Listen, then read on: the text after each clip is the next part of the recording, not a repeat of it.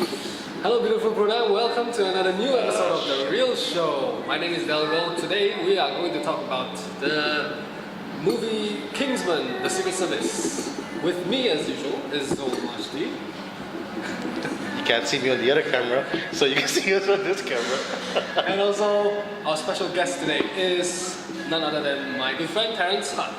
Hello, I'm beautiful Brunei. You didn't have to follow suit. You could have left that one out. And to everyone who's celebrating Happy Chinese New Year, Yes. it is that time of the year. We are now at Piccolo Cafe, doing this show on a new location, trying it out. Good, really good coffee though. Yes. Yeah, I like the coffee. Quite surprising. I've got a good cappuccino. Yeah, I've got a good mocha. Yes, good latte. Why is So it surprising? please come by and support Piccolo Cafe. Yeah, thank you. There you go. Dropping it like it's hot. Okay, now going to Kingsman. This is the part where Del will tell you if you have not seen the movie, you know, it's the time to cut it off, no? All right. Are we doing a spoilers review? No. Yeah. Okay. Probably not yet. we can see what we missed out later, and then see if we want to go into spoilers territory. But from my initial reaction to its trailers, I saw the Red Band trailer first, and I thought it got me really interested. First of all, because it's Matthew Vaughn, and because it's like a movie that combines Kick-Ass and James Bond and X-Men together. Because the premise is taken from, the idea is taken from James Bond about how Matthew Vaughn wanted it to be more like the Bond from Sean Connery's era, not too serious like what we're having now. Not the Daniel Craig. Not Daniel Craig, and it's just like a throwback. And then he's going to combine it with the action sequence like he did with Kick-Ass, which is one of my all-time favorite movies. So this is what's got me interested and became my most anticipated movie of this year. One of it anyway. Did you have any, Terence, expectation going in? Well, actually, I didn't watch the trailer. I didn't read anything about it. Nice. Good one. I actually just knew it was Colin Firth, and so I was going in expecting a serious movie because the last movie I remember Colin Firth was the King's Speech. Oh, King's no. Speech. So I actually had no idea that he would take this kind of approach to a movie. So I thought it was going to be some sort of like a spy thriller, but it became a little bit more than that. Yeah. What about you, Zul? Like I told everyone else, it was refreshing to see Colin Firth in a role that he's not accustomed to. Yeah, you know, where, I mean, yeah, fine, he didn't do all the scenes in the movie, the action parts and everything, but still, to see him in a more aggressive role is truly something unique and different. Yeah. I mean, name me any other movies that he has. No, it's true because and that leads me to one of the best things about this movie is Colin Firth's performance. Yes. Where he has never been an action star, but he looks so good in this one. He looks so good. His performance sold it. He is suave. He is good looking in that suit. It's like I have a man crush on him. I mean, you look dashingly, Yeah, like dashingly for an old manly. guy, he's okay. He's not that old, man. No, yeah. How old is he? 40? I don't know. Might be 50s. Maybe 50s. No, I think Michael Caine was. Michael Caine really hit that part though. Yeah. But what I also liked about this is the action sequence. Like I said, It was different. it was different. I mean, it's different from all the normal action scenes that you've seen. I mean, it followed. Okay, fine. Maybe it did follow a bit of Kick-Ass, right? Yeah. But the way they shot it was really raw. Yes. Yeah, it was right in your face. It type of thing. reminded me of Old Boys. Ah. That long sequence. Yeah.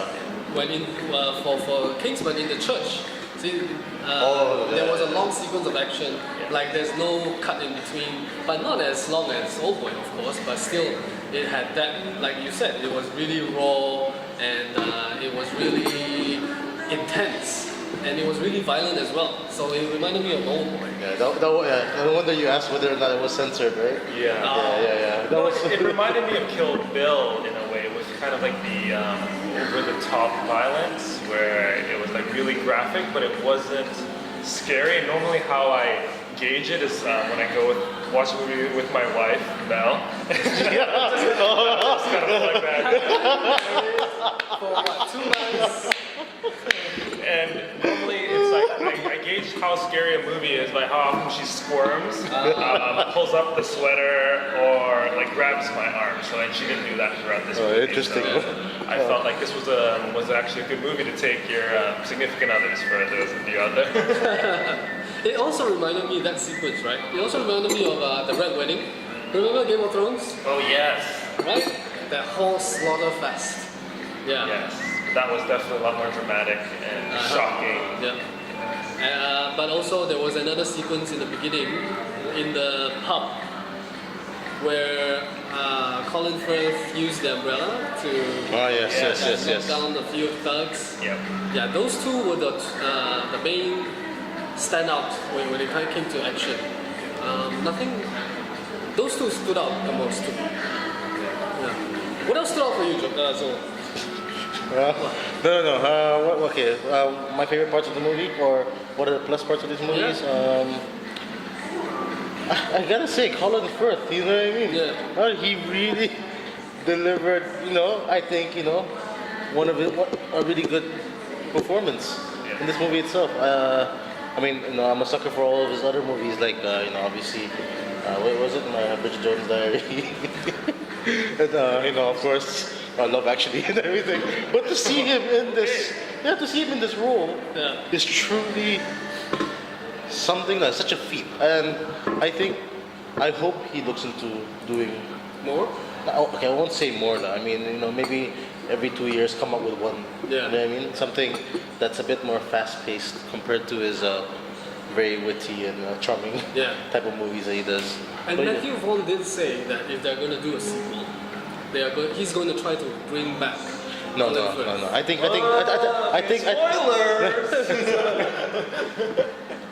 So if you're gonna watch this, We're gonna talk about some spoilers now.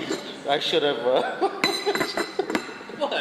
Why don't you look at your coffee? Never mind. Go ahead, Terrence. What was your favorite part of this movie? Actually, I really enjoyed the young chap. Taron Egerton. I think Yes, that's how. should have done my research beforehand, which I didn't. I thought he did a really good job, and I especially like the whole kid from the wrong side of the tracks. Build up story, try to prove himself, chip on his shoulder. Always like that element of all movies. So I thought he did a really good job. I thought that part was really interesting.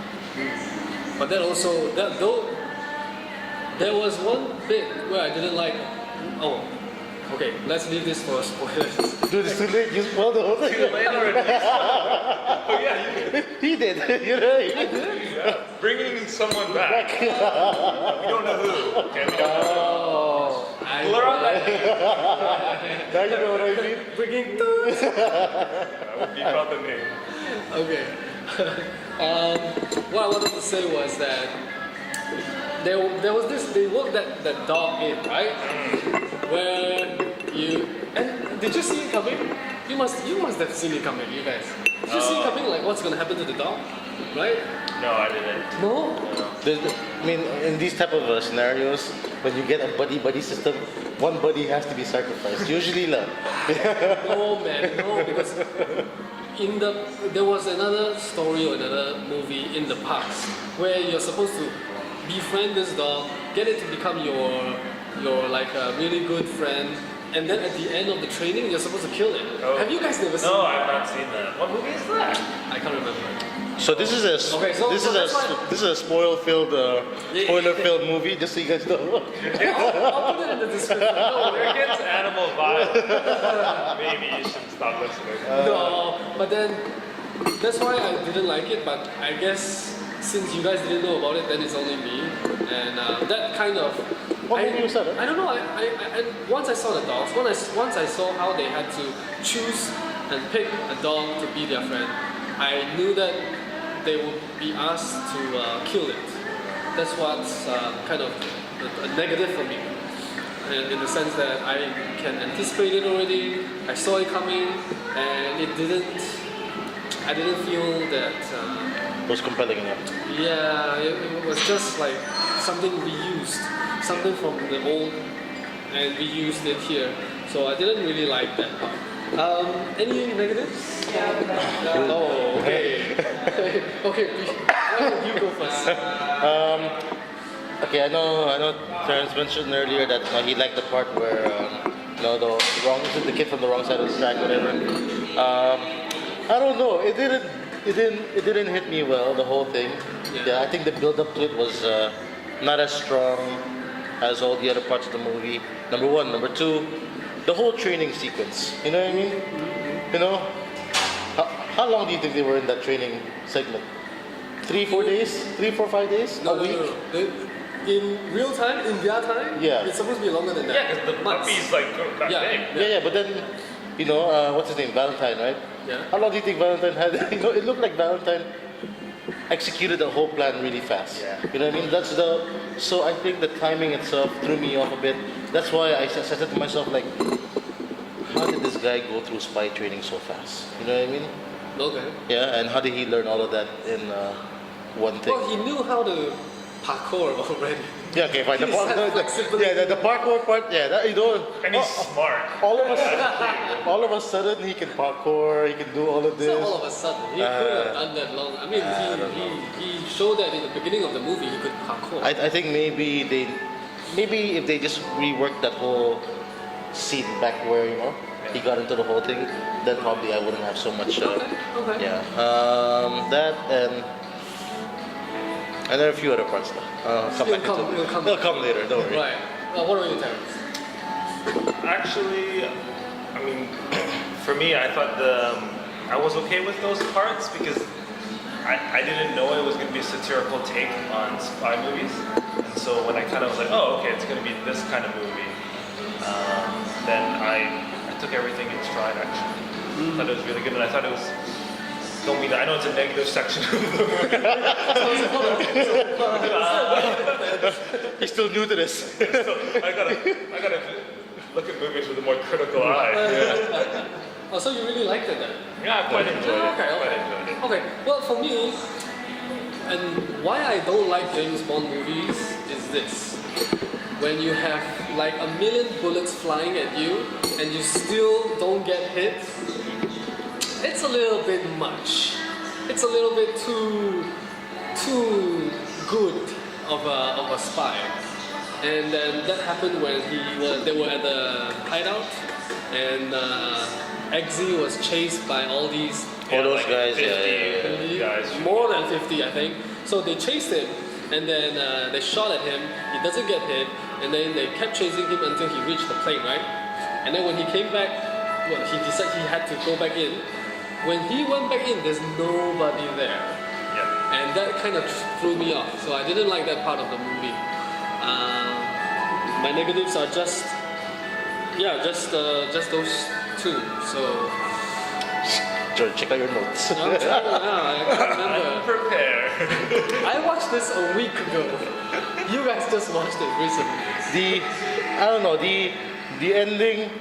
They built up all of that hype for the guy, for him to become the new, not Lancelot. Galahad. Yeah, Galahad, right? They built up all that hype for him to become the new Lancelot / Galahad and everything, just so that he can, the ending was pretty crummy. You know what I mean? Yeah, towards the end, that was it. Well, I thought the end was fine. No, the Are we part. about to talk about spoilers? We're all very... Well, I thought one was a bit strange. Was like, I know you wanted like your handprint or whatever. Like, but why so sophisticated? If you're gonna like put in something that will destroy the world, why do you have to have your hand on there? You could just be like a button. Yeah. And then, like, Because he wanted. Remember what Valentine said? He said he just wanted to be the only one. I don't know. Like, did you really need to have a list But like,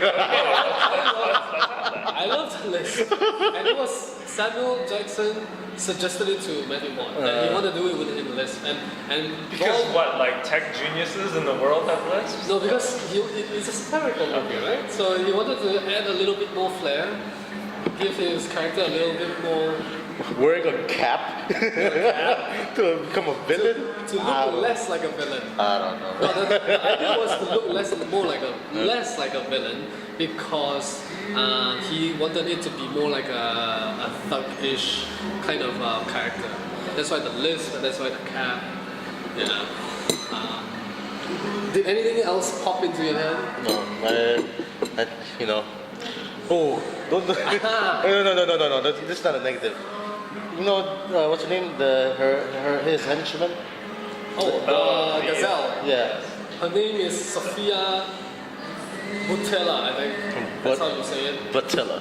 But anyway, don't you think it was a bit, too soon for her to be using the whole, what do you call this? Blade Runner? Blade Runner? Right? When I first watched it, I said, damn. It's a bit too soon to be using such tools. Do you remember the villain in James Bond where he threw the cap? What's his name? I don't remember his name, but Hat something, whatever.